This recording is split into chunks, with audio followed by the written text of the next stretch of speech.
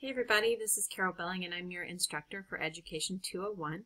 This is the syllabus review and it's for both the online and the traditional face-to-face class that meets on Monday and Wednesday. So I'll just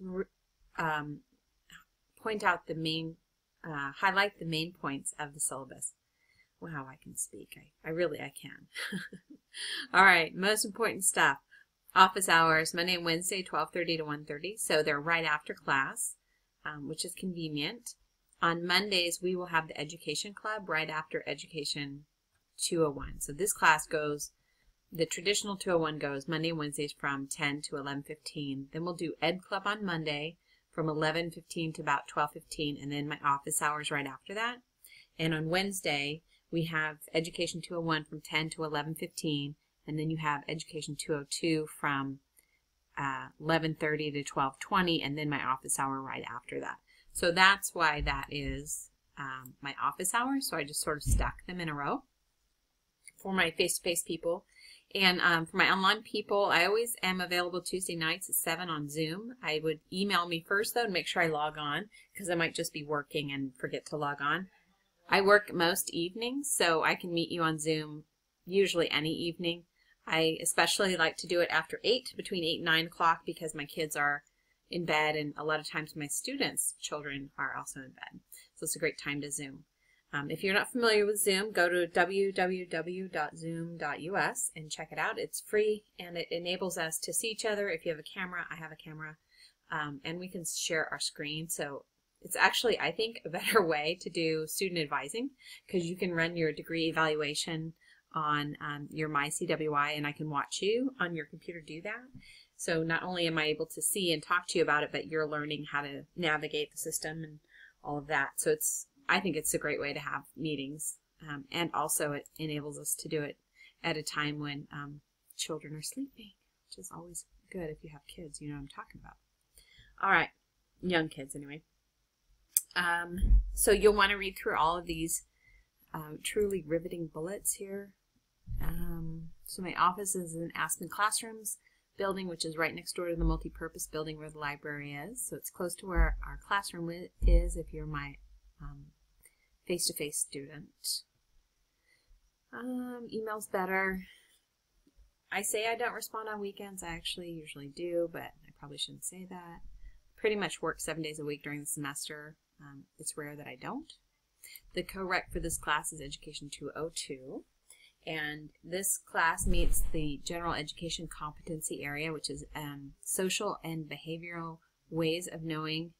I'm still learning all of this new verbiage, because this is a new part of the course, but it enables education majors as well as non-education majors to meet that GEM requirement using this course.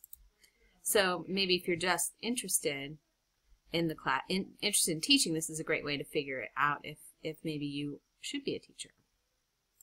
Okay, so last year when they were going over these academic affairs objectives, learn to learn, make connections, solve problems, reason ethically, I just really felt like, well, this class does everything. It does all those things. So I'm going to say it does all those things, so I think you do. All right, course schedule online is a regular semester as well as traditional regular semester. Traditional class meets Monday and Wednesdays, room 205 of the multi-purpose room, which is the one with the library, from 10 to 11:15. Here's all your objectives. You can read these, and assessments. Assessments is a fancy word for assignments. Your signature assignment for this course is called the autobiographical essay. We call it the ABE. And it's really kind of a cool assignment because I break it up into journals. So there's 5 journals, and at the end of the semester, you put all 5 journals together into one paper. And instead of finding it difficult to make the page range minimum, you know, it's supposed to be, I think, 5 pages. Students have trouble keeping it to the maximum, which I believe is 7 pages. They always have more than what they need. It's always easier to edit it down. So I think this part of the class is really dialed in because each journal really gives you a chance to reflect on something specific about yourself and why or why not you're going to be a good fit for teaching. You know, strengths you're going to have and challenges that you already foresee. So that's kind of the basis of the ABE. There's nothing to research or document. There's no page of references. It's really just your review of your life up to now and how it's going to help you be a good teacher, or how you're already aware of challenges that may be there. So, and it's okay to have challenges. It's called being a real person. My list of my challenges would have been patience, definitely. Okay, grading range is here. You'll see my D range is really narrow. I always have a narrow D range because I really feel like you either need to put 100% effort in and get an A, or you need, or you'll get below. You'll get an F. Because what I found teaching high school, a lot of kids would aim for the D range, and the more narrow you made it, the more they would work a little bit harder to make sure they got a C, because they didn't want to get an F, if that makes any sense. But if you have a nice big 10-point spread here, the high school kids would just be like, oh, D's fine. D for done. So that's just a habit I kept from high school. If you teach high school, you might want to adopt it. One of my big rules is once a grade is entered into Blackboard, you have 2 weeks to tell me it's wrong, or to challenge it, or anything. And that's never really been a problem, honestly. But I have to have this rule because in some of my gen ed classes, I've had students at the last week decide they want to RU papers that were 6 weeks old. And I mean, I'm not even, my head is not even in that assignment anymore. I'm staying on with you guys, following the calendar. So I like to stay within 2 weeks of kind of where we're at. So make sure you check your grades every weekend. I haven't switched numbers because I have dyslexia, or forgotten it, or put it in wrong, or any of that kind of stuff. And also sometimes it's Blackboard. If you put multiple assignments in Blackboard, it won't always show the latest grade. So you have to watch for that. All right, participation for financial aid. Logging onto Blackboard the first week and then doing your assignments the second week. That's kind of how I run that. I have a firm rule about opening past assignments for late work. If you miss one, it's not going to tank your grade completely.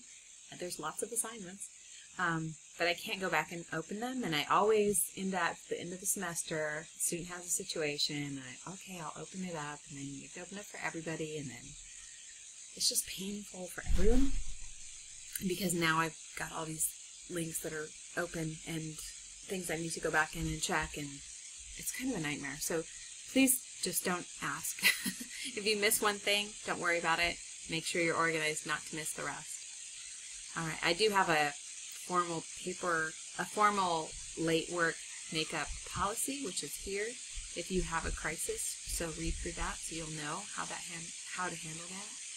Because I do know, things come up that you aren't expecting. These are the 2 textbooks. I would highly recommend just renting it. You will never use it again. Just read it, take your quiz on it, get some information out of it. It's going to go in your brain. It's going to stay in your brain, believe it or not. And you'll build on these basic terms. The terms you learn in the textbook will become common speak as you go through your teaching career. So you don't need to keep this book. This is just not one of those books. So rent it is what I would recommend. Or even, it's also in the library. If you have a laptop and go to the library, read the chapter, take the quiz, boom, done. You don't have to buy a book. Okay, you just have to use it in the library. Course calendar is in Blackboard, and I'll do a separate video over that. You can read through all of these. Assignments are always Mondays at 5. I try to get them turned around in a week. That's always my goal. I don't always make it. I have to travel to DC in September. And that's a double-edged sword. Either while I'm traveling, I'll get a ton of grading done, or while I'm traveling, I will get no grading done. It kind of depends on how busy it is, and how badly the flights go. Okay. You can read through all this stuff. It's pretty standard. Yeah, we're good. That's it. All right. I hope that was a helpful review of the syllabus, just the main points. I think if you read it electronically, you don't need to necessarily print it out. And just always know my email is the most important thing. And I will see you on class, or I will see you online.